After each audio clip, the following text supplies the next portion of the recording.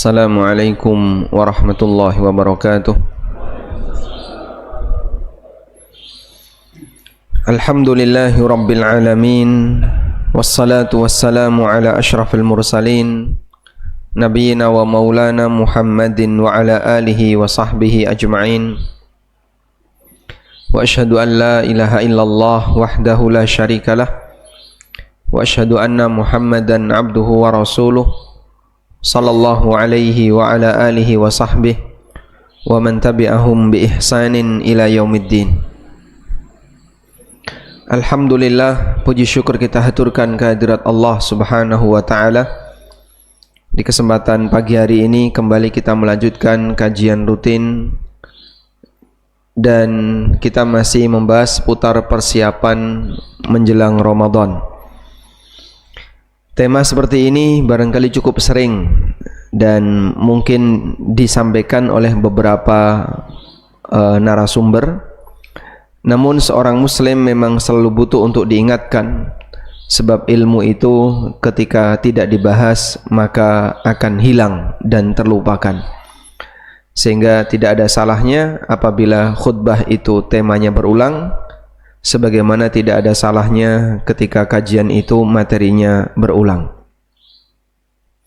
Selanjutnya, Bapak Ibu yang dimuliakan Allah Subhanahu wa taala, di kesempatan kali ini kita akan menyinggung tentang beberapa kesalahan menjelang Ramadan, di mana praktek itu terjadi disebabkan karena orang beramal tapi lebih karena mengikuti kebiasaan yang mungkin sama sekali tidak ada dasarnya.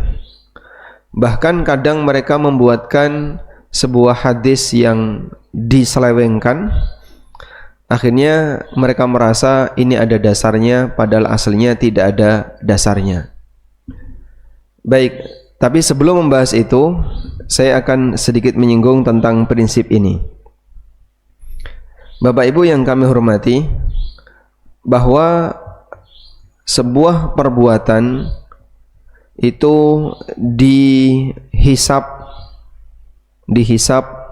lahir batin. Sehingga kita ketika menilai perbuatan, maka yang kita nilai bukan hanya fisik perbuatannya, termasuk diantaranya adalah motif dalam melakukan perbuatan itu, motivasi, latar belakang ketika orang melakukan perbuatan itu. Karena itu dalam masalah perbuatan, orang tidak hanya dinilai bagian lahiriahnya saja. Nabi SAW pernah bersabda dalam hadis riwayat Muslim, hadis yang sangat terkenal, mungkin Bapak Ibu sudah sering mendengarnya. Beliau mengatakan, innallaha la yanzuru ila suwarikum wala ila ajsadikum wa innama yanzuru ila qulubikum wa a'malikum. Allah tidak melihat wajah kalian, tidak melihat badan dan fisik kalian, tapi yang Allah lihat adalah hati kalian dan amal perbuatan kalian. Maka sebagaimana Allah akan menghisap aktivitas ibadah kita, Allah juga akan menghisap dari latar belakang dan kondisi batin yang kita miliki. Sehingga berdasarkan hal ini, perbuatan yang sama bisa bernilai berbeda, bisa bernilai beda, tergantung dari apa? Tergantung dari motif. Sehingga perbuatannya sama tapi nilainya bisa berbeda tergantung dari motif. Motif ini bisa kita sebut niatnya. Dia niatnya apa? Dan Nabi SAW pernah mengatakan, innamal a'malu bin niat. Yang namanya amal itu salah satunya diukur dari niatnya. Sesungguhnya keabsahan amal itu tergantung dari niat. Sehingga kalau niatnya A, maka amal itu bernuansa A. Niatnya B, amal itu bernuansa B, dan seterusnya. Sebagai contoh, ada orang salat setelah subuh misalnya. Ini contoh agak ekstrim ya. Contoh, salat setelah subuh. Bentuk fisik salatnya sama, si A dan si B salat 2 rakaat setelah subuh. Si A ketika salat 2 rakaat setelah subuh ditanya, "Kamu kenapa kok salat 2 rakaat setelah subuh?" Dia jawab, "Saya qadha qabliyah subuh." Qadha qabliyah subuh. Dah? Perbuatan ini boleh enggak? Qadha qabliyah subuh dikerjakan setelah sholat subuh. Qabliyah subuhnya tadi enggak sempat ya. Sampai masjid sudah takbiratul ihram. Kan enggak mungkin dia sampai masjid qabliyah subuh dulu. Imamnya sudah takbiratul ihram. Enggak apa-apa. Imamnya biasanya baca Qur'annya lama. Qabliyah subuh saya cepat. Tidak boleh kalau sudah qomat, tidak boleh sholat sunnah. Sehingga ketika imamnya sudah takbiratul ihram atau sudah iqamat, maka makmum tidak boleh sholat sunnah. Baik. Akhirnya dia kerjakan qobliyah subuh setelah sholat subuh. Boleh atau tidak? Boleh. Perbuatan ini boleh. Dan ini pernah ada di zaman Nabi SAW. B. Dia sholat setelah subuh 2 rakaat. Ketika ditanya, "Kenapa kamu sholat setelah subuh?" Jawaban B, saya sholat sunnah ba'diyah subuh. Pahalanya siapa yang mengerjakannya maka akan dapat 70.000 bidadari. Misalnya ya. Ngarang dewe kan bisa saja. Baik. Jadi dia punya keyakinan ketika melakukan itu. Dia anggap ini adalah amal yang baik, amal yang sunnah. Bahkan dia sebut ini sholat sunnah ba'diyah subuh. Pahalanya seperti ini. Praktek ini boleh enggak? Boleh enggak? Enggak boleh. Ini salah. Kenapa?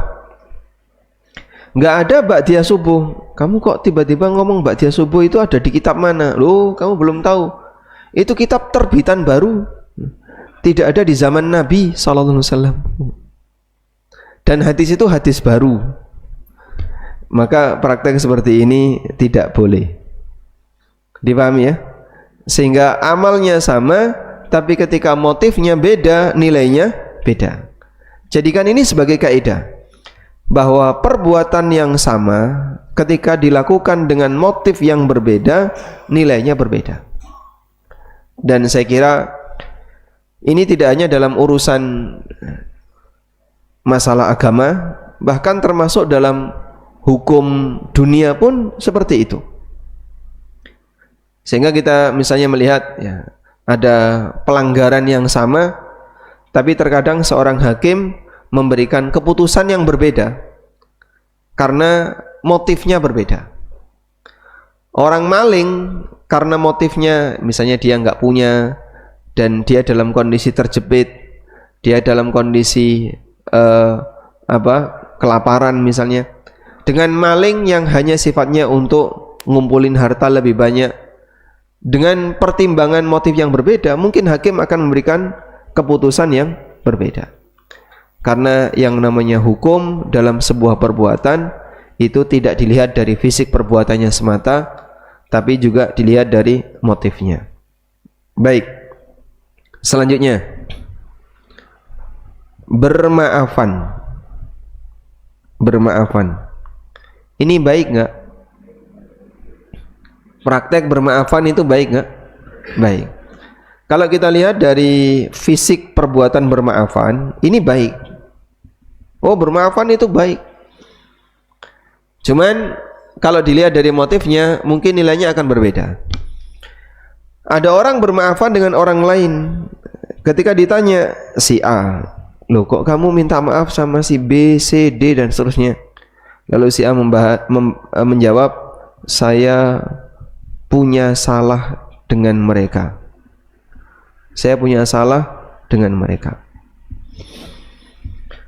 Dan saya tidak ingin kesalahan ini terbawa sampai mati. saya minta kepada mereka untuk dihalalkan, saya minta maaf karena saya punya salah dengan mereka. Baik, motif ini benar atau salah? Benar ya? Benar. Sehingga dia ketika minta maaf kepada orang-orang di sekitarnya, motifnya benar. Dia berharap agar dia dimaafkan, yang dengan itu nanti kesalahan dia tidak ke bawah sampai akhirat, tidak ke bawah sampai mati. Praktek ini benar. Udah? Yang kedua, B, dia minta maaf kepada istrinya atau kepada suaminya, kepada orang tuanya, kepada anak-anaknya, kepada tetangganya, teman-temannya, termasuk mantannya juga ya.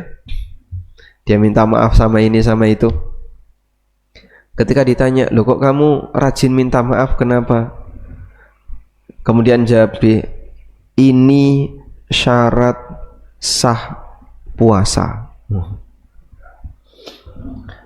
Puasa kamu tidak akan diterima kalau kamu belum minta maaf dengan sekelilingmu." Wah, dari mana kamu tahu seperti ini? Kau dapat dari mana? Loh, kamu belum tahu ya? Ada hadisnya itu. Nah, kemudian dia praktek ini dengan motif seperti ini, berangkat dari keyakinan. Dan keyakinan itu muncul dari hadis menurut dia ya. Maka kalau dia punya keyakinan kayak gitu, berarti kan berangkat dari ideologi. Hadismu mana? Tunjukkan. Lalu ditunjukkan, ini hadisnya. Diceritakan dalam sebuah hadis yang wallahu a'lam. Asalnya dari mana? Ini saya ambil di salah satu web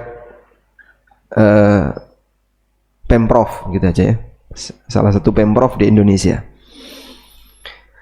Ketika selesai salat Jumat, para sahabat bertanya kepada Rasulullah sallallahu alaihi wasallam, atau di atasnya ini dijelaskan ketika Rasulullah sallallahu alaihi wasallam sedang berkhutbah pada suatu salat Jumat dalam bulan Sya'ban, beliau mengatakan amin, amin, amin 3 kali. Para sahabat begitu mendengar Rasulullah mengatakan amin, terkejut dan spontan mereka ikut mengatakan amin.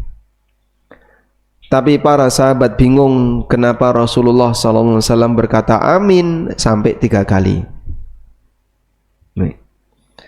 Ketika selesai sholat Jumat, para sahabat bertanya kepada Rasulullah SAW. Kemudian Rasulullah SAW menjelaskan, ketika aku sedang berkhutbah, datanglah malaikat Jibril dan berbisik, "Hai Rasulullah, aminkan doaku ini."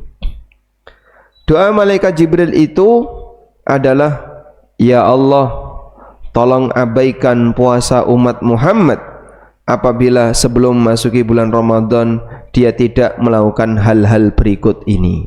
Nah, kemudian disebutkan ya. Nomor 1, tidak mohon maaf terlebih dahulu kepada kedua orang tuanya jika masih ada dalam kurung.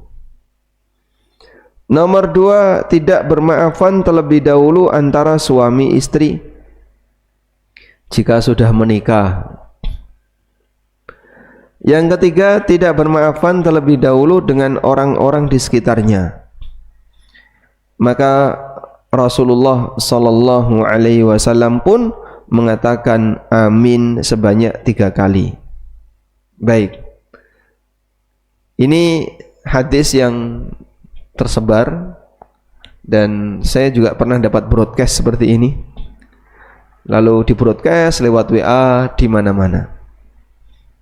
Baik. Kalau kita mengatakan bahwa bermaafan itu baik, kita tidak menolak, bermaafan memang baik. Cuman ketika orang melakukan praktek ini dengan latar belakang itu, ini beda urusan. Sebab motif itu diperhitungkan dalam beramal, sehingga tidak hanya lihat fisik amalnya, tapi lihat batinnya. Kenapa dia melakukan itu? Oh, dia melakukan seperti ini karena ini. Dia melakukan praktek itu karena A, karena B, dan seterusnya. Disinilah kita bisa lihat, kalau menurut Bapak Ibu ya, ada orang yang semangat bermaafan dengan keyakinan ini syarat sah puasa, biar puasa kamu diterima. Kira-kira benar atau salah? Benar atau salah? Duh, kan ada hadisnya tadi ya? Ada hadisnya yang tadi. Ternyata hadis itu adalah hadis yang diselewengkan. Karena redaksi hadis yang benar itu sebagai berikut. Berikut redaksi hadis yang benar. Hadis yang diriwayatkan oleh Tirmidzi dari sahabat Abu Hurairah radhiyallahu anhu. Disebutkan dalam Sahih Tirmidzi. Redaksinya kalau di sini dinilai sahih oleh Ibnu Hajar Al-Asqalani. Dan ini riwayat dari Jabir bin Samurah. Jadi ada beberapa sahabat yang meriwayatkan. Sa'idan Nabiyyu sallallahu alaihi wasallam al-mimbara. Faqala amin, amin, amin. Rasulullah sallallahu alaihi wasallam naik mimbar. Lalu beliau mengucapkan amin, amin, amin. Falamma nazal, ketika beliau turun, su'ila an dzalik, beliau ditanya tentang itu. Faqala, lalu beliau menjawab, atani Jibril, Jibril mendatangiku. Faqala, lalu beliau mengatakan, raghima anfu mri'in, raghima anfu mri'in, celakalah. Anfu itu artinya apa? Anfu, anfun, hidung. Raghima anfu itu artinya hidungmu kesentuh tanya, hidungmu kesentuh tanah. Berarti apa? Nyungsep.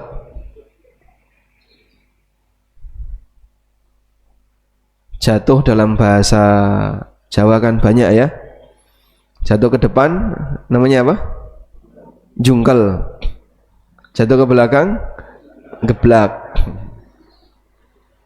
Jatuh ke samping gelundung.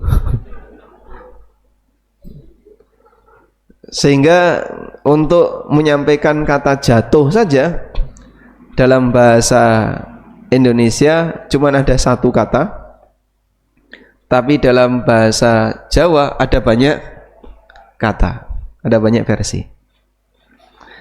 Ada orang ya yang dia ditutup matanya, kemudian diberitahu, kamu nanti silahkan jatuhkan dirimu, akan ditadai oleh teman-teman di sekitarmu.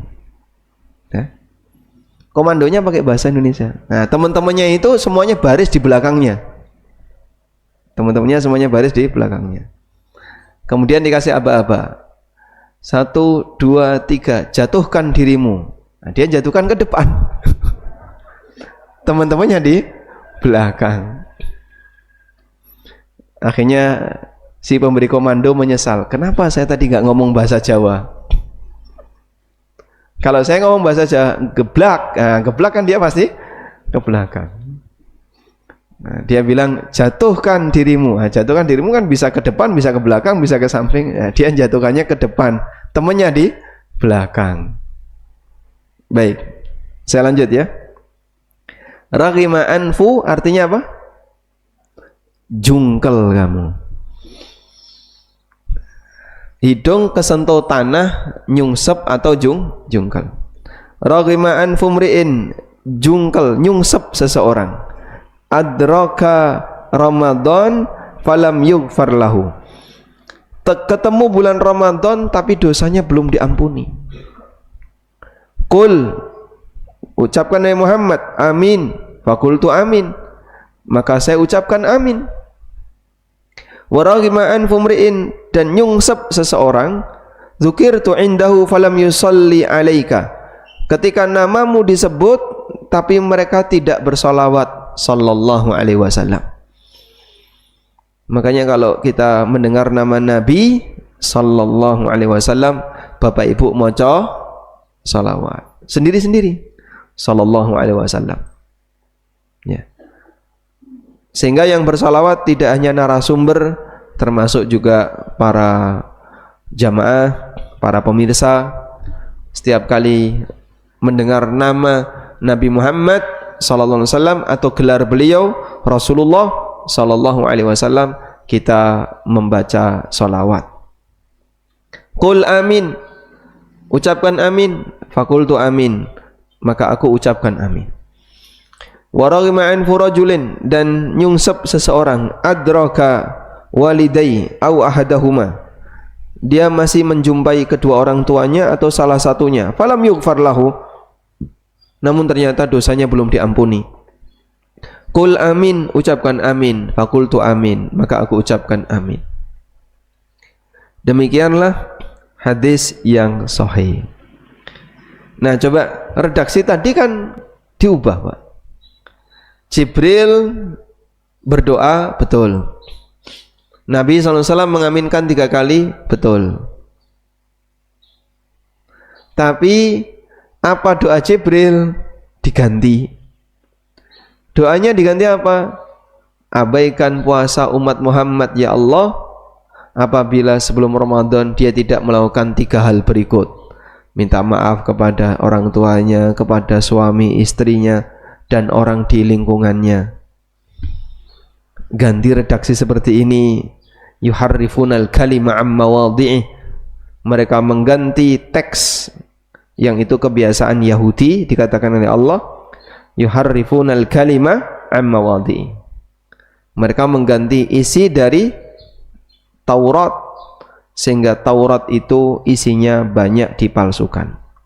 Sudah? Kalau kita menggunakan hadis tadi yang seperti ini bunyinya, berarti bermaafan menjelang Ramadan itu syarat diterimanya amal Ramadan. Namun setelah kita tahu ternyata hadisnya adalah hadis hasil penyelewengan, maka tidak perlu dijadikan dalil dan enggak boleh dijadikan dalil. Nah, wallahu a'lam. Baik. Sehingga kebiasaan pertama yang kita sebut ini kebiasaan bermasalah ya. Bermaafan menjelang Ramadan dengan motif ini diyakini sebagai syarat sah dan syarat diterimanya puasa. Mungkin saya ganti di sini. Syarat diterima puasa. Ini kalau dijadikan syarat diterimanya puasa, salah. Karena bukan syarat diterimanya puasa harus minta maaf. Bisa dipahami ya? Baik. Sekarang kita beralih ke kebiasaan berikutnya. Kebiasaan berikutnya menjelang Ramadan adalah, kalau tadi bermaafan, sekarang yang kedua mandi besar. Apa ini? Padusan. Pertama saya mendengar budaya padusan itu saat semester berapa ya? Semester 1 mungkin, di Jogja. Sehingga dari saya TK sampai lulus SMA di Lamongan nggak pernah mendengar ini, diajari kayak gini nggak pernah. Orang tua saya juga nggak ada kebiasaan padusan, masyarakat saya juga nggak ada. Baru setelah saya di Jogja, Ramadan pertama ketika saya di Jogja, saya menjumpai tradisi padusan.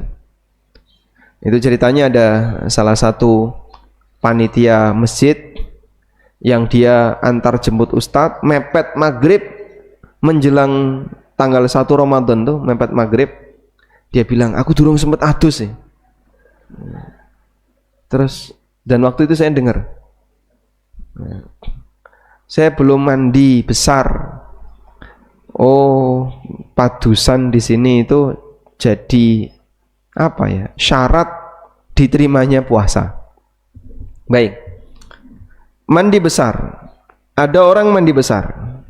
A mandi besar. Wahai A, kenapa kamu mandi besar? Dia jawab, karena saya junub. Salah atau benar ini? Hah? Kenapa kamu mandi besar? Loh, karena saya junub. Kok junub kenapa? Oh, itu nggak boleh saya ceritakan. Nah, ini benar. Maka orang junub dia mandi besar karena untuk menghilangkan hadas besar. Benar ya praktek dia? Benar. B. Mandi besar. Wahai B, kenapa kamu mandi besar? Ini hari Jumat. Ini hari Jumat. Saya mau Jumatan. Benar nggak ini? Benar. Karena sunnah Nabi SAW, kalau mau berangkat Jumatan harus mandi Jumat. C. Mandi besar. Kenapa kamu mandi besar? Ya. Karena mau masuk bulan Ramadan.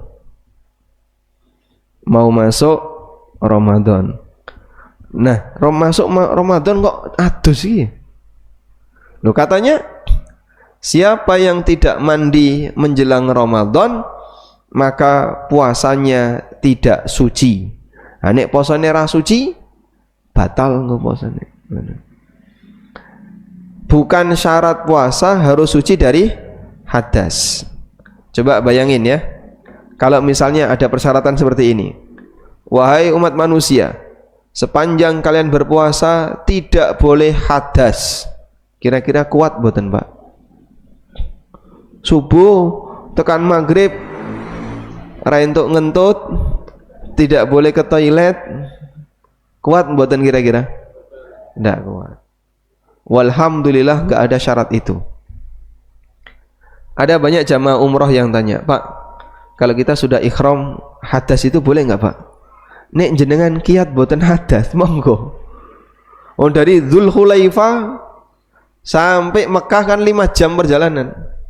Enggak ngentut, enggak buang air. Kuat mboten sampean? Enggak kuat. Alhamdulillah tidak ada syarat itu. Sehingga orang dalam kondisi ihram hadas boleh, berkali-kali boleh. Bahkan andaikan orang diare, ihramnya tidak batal. Sehari jenengan ke belakang berapa kali? 5 kali Pak Ustadz, diare saya. Nah, ketika dia diare, bolak-balik ke toilet, dia hadasnya bolak-balik, sah nggak dia? Ihramnya sah nggak? Sah, karena bukan syarat harus suci dari hadas. Paham ya? Baik. Karena itu ketika masuk Ramadan tidak harus dalam kondisi suci. Jadi orang puasa tidak harus dalam kondisi suci, baik dari hadas kecil maupun hadas besar. Boleh enggak orang puasa dalam kondisi hadas besar? Boleh. Yang penting sebab hadas besarnya sudah tidak ada. Jadi gini, bedakan ini Pak ya. Ini waktu subuh. Anggaplah ini adalah garis waktu subuh. Subuh ada di sini ya. Baik. Jam berapa sekarang subuh Pak? Jam pinten niku? 4:27. Ini jam 4:27. Baik. Nah, berarti di sini jam sebelum subuh, ini sebelum subuh, yang ini setelah subuh. Nah. Ada orang melakukan acara di sini. Acara apa Pak? Acara junub. Acaranya di sini ya. Lalu berhenti. Misalnya bar sahur, kemudian hubungan badan. Sampai di sini berhenti. Terus turu, habis tidur kebablasan di sini. Nah, di sini bangun dia. Belum mandi. Boleh enggak puasa? Hah? Boleh? Kenapa boleh? Junubnya itu melampaui waktu subuh. tapi sebab junubnya sebelum subuh. Tapi kalau sebab junubnya setelah subuh, sehingga dilakukanlah acara sampai masuk waktu subuh durung rampung, bagaimana nasib puasanya? Dia berdosa, posone batal, dan nanti wajib diqadha, plus dia harus membayar kafaroh, yaitu membebaskan budak atau puasa 2 bulan berturut-turut atau memberi makan 60 orang miskin. Baik, wanita haid, misalnya ada wanita haid lalu suci di sini, pas jam 4:25 suci, putus darahnya. Ya, tinggal berapa menit? 3 menit. Nah, 3 menit pilihannya 2, dinggo sahur atau dinggo adus. Sahur atau mandi kira-kira? Hah? Sahur ya. Maka jarak dia dengan subuh hanya tinggal 3 menit. Lalu dia pakai sahur 3 menit, dia sahur. Mbok apa dilebokno 3 menit ya.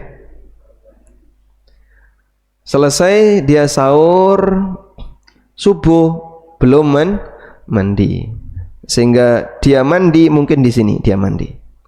Boleh enggak dia puasa? Wajib, karena dia sudah suci. Beriman Pak? Ya, dia mandinya setelah subuh, setelah adzan subuh baru mandi suci haid. Apakah dia boleh puasa? Jawabannya boleh. Sehingga melewati batas subuh ini ya, melewati batas subuh dia mandi di sini boleh. Oleh karena itu bedakan 2 ini.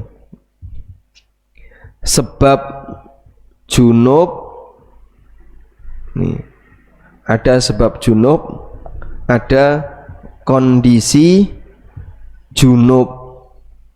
Nah, beda ya. Kalau sebab junub melewati subuh, batal puasanya. Jika ini melewati subuh, pripun? Batal. Ya, contohnya tadi ya, acara sampai subuh belum selesai, ini bisa batal. Yang kedua, kondisi junub melewati subuh, boleh enggak? Tidak batal. Ini boleh.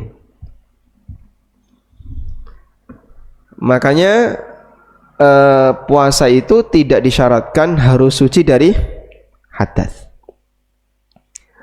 Buktinya ini, Pak, dalilnya apa sih Pak? Dalilnya berikut ini. Nah, Nabi sallallahu alaihi wasallam, kana an-nabiyyu sallallahu alaihi wasallam adrakahu subh wa huwa junubun min ahlihi.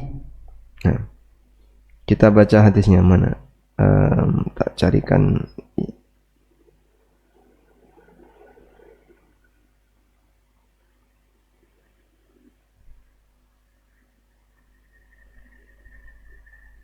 Baik. Dari Aisyah dan Ummu Salamah radhiyallahu anhuma, beliau bercerita, mereka bercerita, anna Rasulullah sallallahu alaihi wasallam kana yudrikuhul fajru.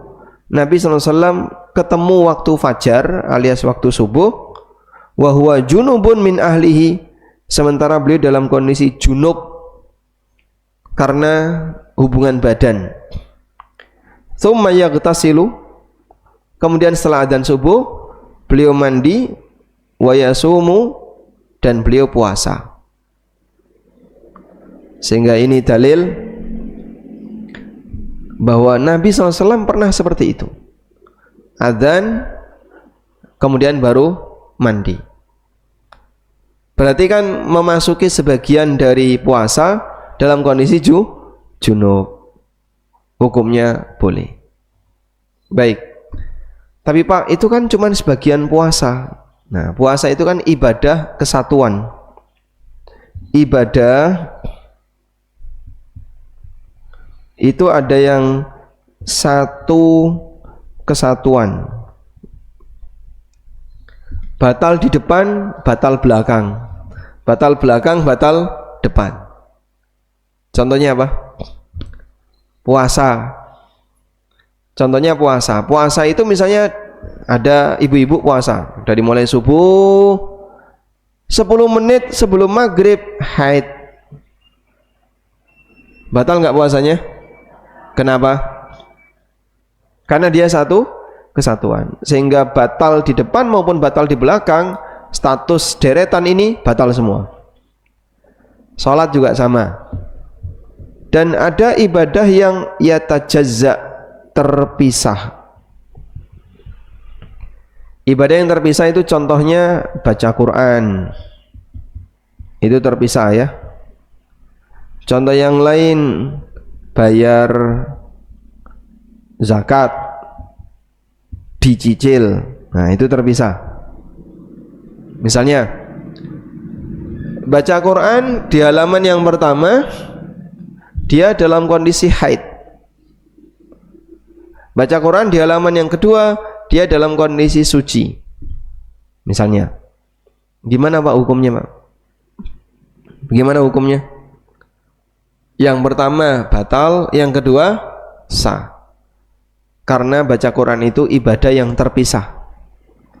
Dia baca Quran di halaman pertama riak dalam hatinya. Riak, enggak ikhlas. Setelah itu dia ikhlas. Di halaman yang kedua dia ikhlas. Maka dia dapat pahala yang mana? Yang kedua. Karena amal ini terpisah, tidak satu kesatuan. Dipahami ya? Walhamdulillah. Kembali ke tadi.